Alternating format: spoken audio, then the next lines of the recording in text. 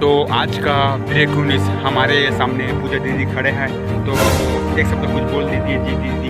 अरे तो चप्पल तो चिरागे भाई।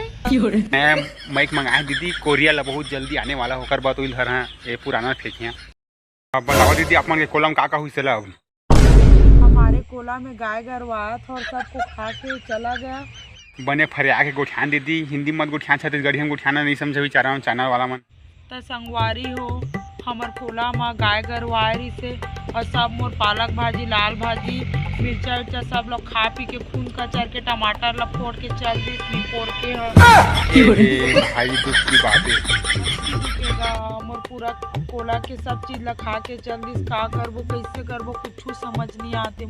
समझ सका है दीदी, तुम दुख में है। उसने एक बार दवाई छींचे कह रहे भाटा में पता नहीं का छींची सो भाटा मारा पूरा जर के भुजा गया भाटा नहीं फोड़ के। जीजा है दवाई छींचे तो अपन नहीं बताओ का दीदी? नहीं बतावे भाई, दवाई काला छींचे तेला बिना बिना बताए आए बा कुछ भी दवाई ला छींच दे थे, पूरा बतावे तक नहीं का दवाई ला छींचा थे तेला। चले ठीक है दीदी, बाकी की इंटरव्यू ला जीजा कर लेते हैं, ठीक है? हे जब्बर मुसा बाबा का भागी को अरे यार मुसवा नो है रुक जगह मछली बड़े वाला पा पड़ा था जीजा। हाँ तो खुशी रहा।